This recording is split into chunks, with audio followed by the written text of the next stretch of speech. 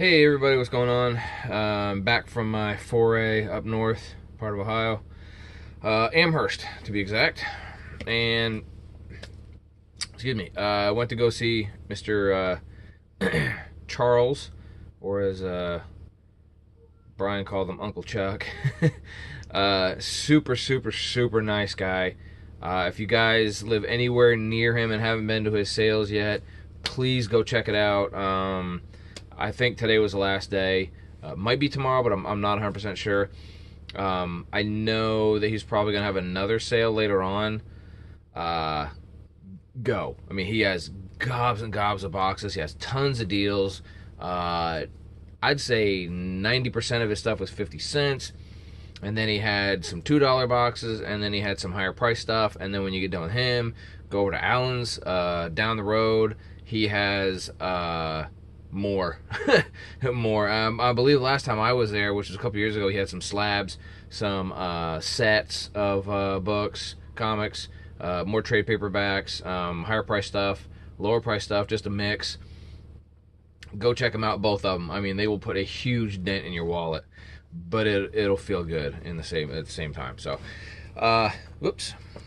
Here is let me see, fix that. Here's my haul. I will show you what I got because I'm not going to show you what the wife got because it's a bunch of Stephen King crap and Dracula and a couple of Lost in Space issues. So, so this is what he. Let's see. So these are reprints that came in newspapers. I believe there were 23 or 24, 25 of them. They're super thin. I mean, they're like, they're flexible thin. They're supposed to be because they came in newspaper. They are reprints of all the Spider-Man stuff. Pretty cool. I have the whole set, but Charles was cool enough to give me another one so my son could read them because I'm not going to let him touch mine.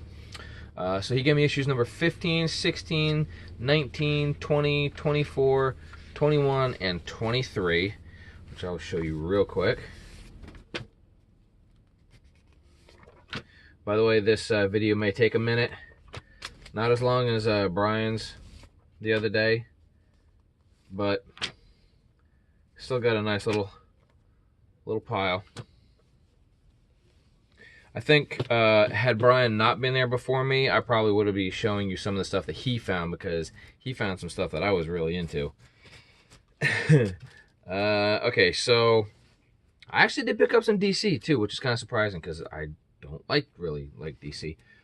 This is Batman number... Well, I can't even read this. 515. It is literally an all black cover. I don't know if you guys can see it with the glare. But it's like it's embossed. And yeah, it's I don't know, man. It's a cool gimmick cover. I'm digging it. So there's that one. You know what? I need to move these over so I can not bump the camera. Freaking claws is too tiny for this crap. 2001 Space Odyssey number 1. Awesome art. Kirby. King Kirby. Number 2. These were all 50 cents, by the way, unless I say otherwise. Number 3. Number 4. And so I would say a small portion of these need to be pressed, which I guess if I didn't have one, I probably wouldn't have picked them up because I'm kind of picky that way. But since I don't read them, I like the art. But now that I have a press, I mean, I can grab all sorts of crap and not care that it has water damage or wrinkles or dents in the cover, man. I just squash that crap out and go. Freedom Fighters number 8. DC Comics lose the bicentennial. I just like it because it's a bicentennial, and I was born in 76, so that makes me a bicentennial baby. Radioactive Spider-Gwen number 8. It's, you know, the homage to Spider-Man walking away from a suit. I know they did one for Miles Morales and did one, and and there was another one where like a bunch of the Spider Dude teams were walking away. Heroes Against Hunger, Superman and Batman. I grab this every time I see it. I don't know why, and I kind of feel ashamed to admit that I've never read it, but I think I've got like 4 or 5 copies of this. And anybody who hasn't read it or hasn't seen it, there's a whole slew of artists, pencilers, inkers, editor. I mean, there's a whole bunch of people that got in on that. It's pretty crazy. I actually opened it up and checked it out today, surprisingly.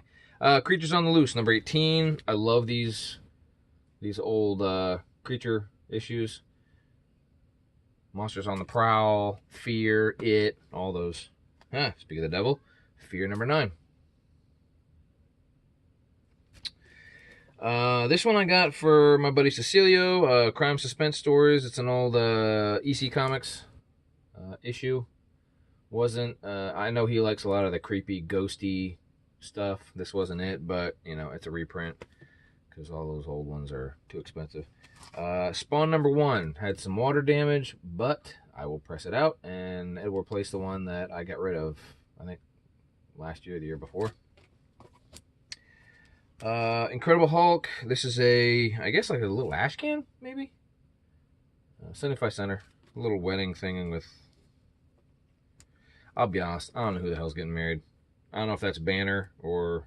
I don't know who it is, but somebody's getting married. And it's a small issue, so... this one, to be honest, I don't know anything about. Defiant Genesis. The only reason I got it was because it's from Comic Fest 1993 in Philadelphia. And it's an indie company. I don't know. Brian, you know, let me know. You're a wealth of information with all this goofy stuff. Now, there's a signature. I don't know if you can see it down here. Right? I had to flip it open, and I was looking at the indicia to see who worked on it and stuff.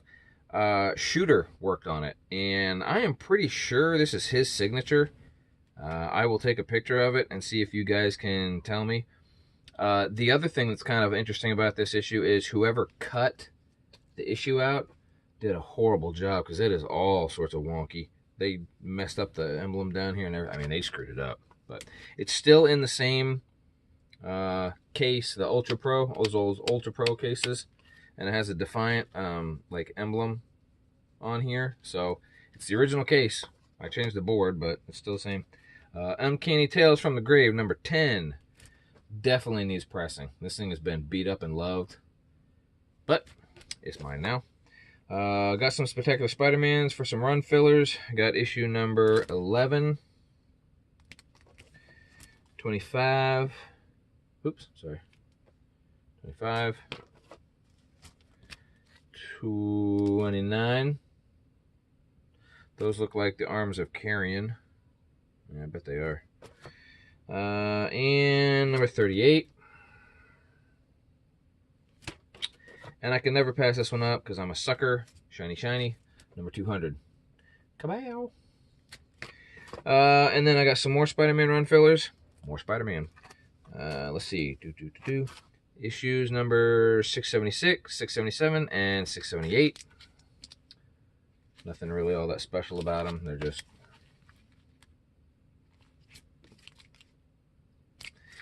run fillers. Although this one is kind of cool. The hand with the grave stone and everything. It's kind of slick. That goes there. And these I also pick up every time I see them. Although I tend to end up trading them or selling them off later on for some stupid reason. But Spider-Man Alpha. Shiny, shiny. And Spider-Man Omega. Shiny, shiny. One of them is like a metallic foily cover, and the other one is one of those ones where it's got like the peel off. The top layer is like a see-through plastic, and then it overlays on the bottom. I can't remember what they call that nonsense. Cool.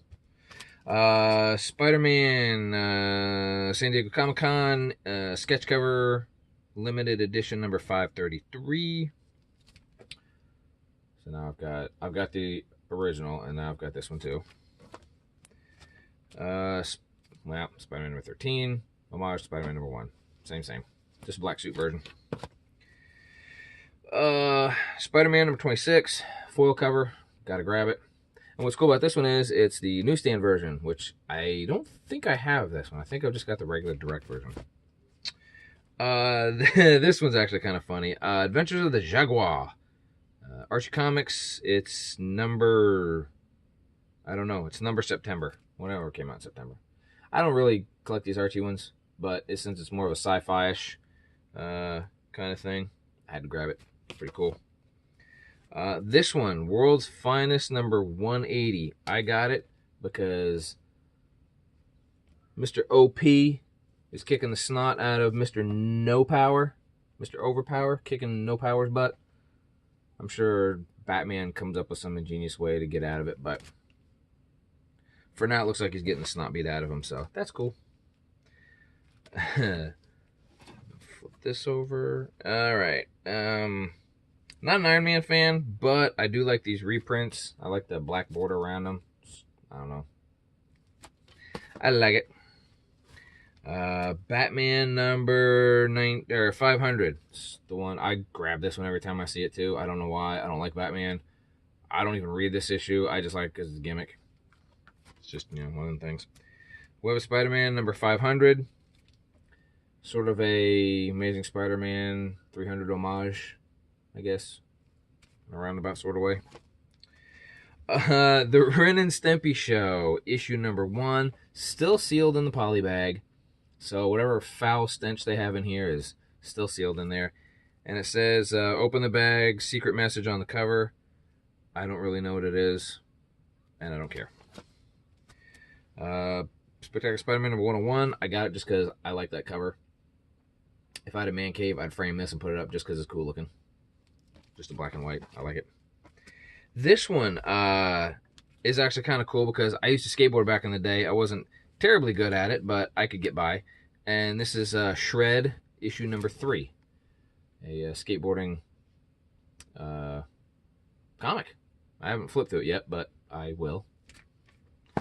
They didn't have number 1, number 2, or any of the other ones, I guess. So, ElfQuest, Hidden Years, number 4.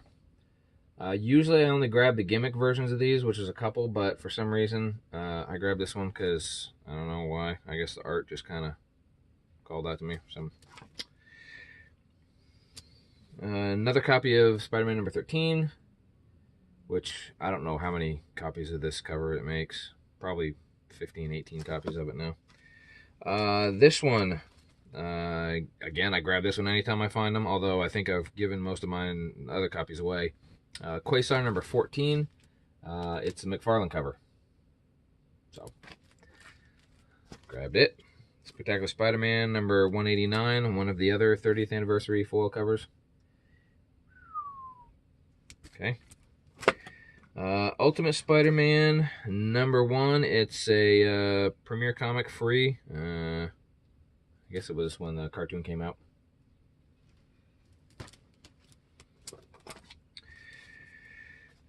Previews, Previews magazine. I got it because I like the goblin on the front.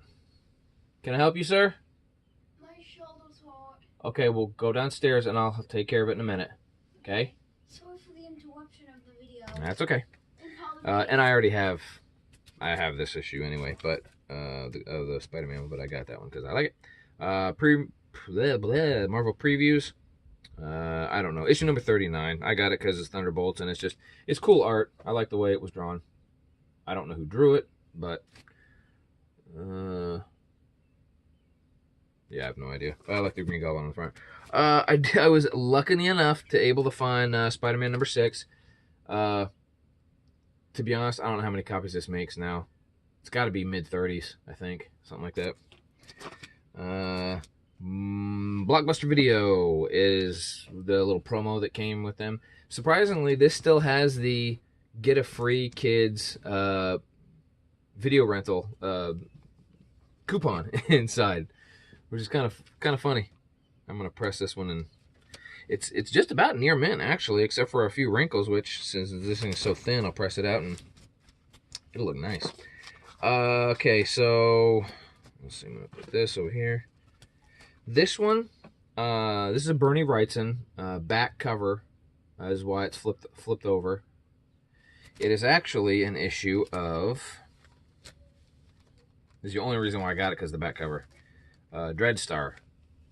But the reason it caught my eye was because on the bottom it says, plus the Interstellar Toy Box by Bernie Wrightson, featuring Aldo Gorney, which is that little wizard dude looking thing, which is right there. So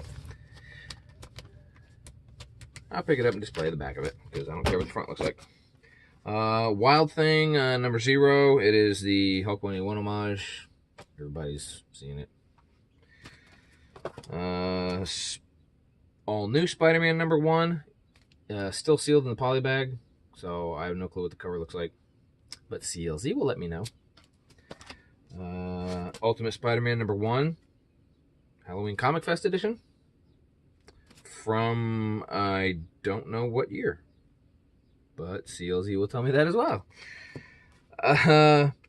And these I had to get because once I saw one, I saw them all, and I said, mine. So this is the Superman Man of Steel. This is the one where he fights Lobo, and there's that like it's not adhesive, it's like a static sticker sheet. You can put it on, you can make your own design. It's still sealed in the poly bag, so it's never been touched. And I got 6 copies of it. It's still sealed in the poly bag.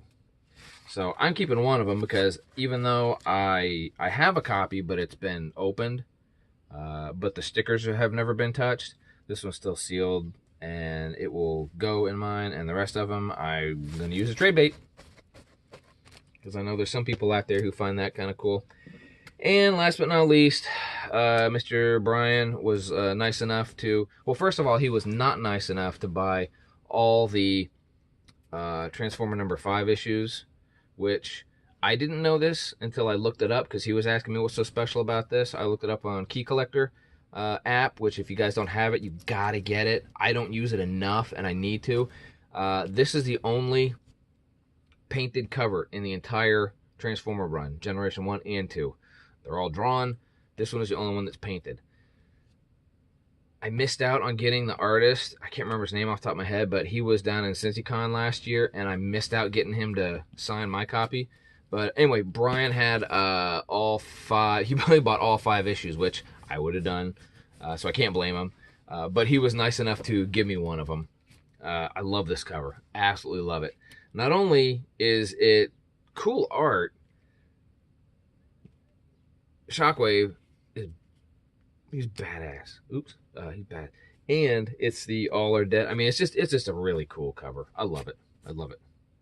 But anyway, that's it. That's my haul. I wish I could have gone to Allen's, because I know he had some stuff a couple years ago when I went. I found some real cool stuff up there.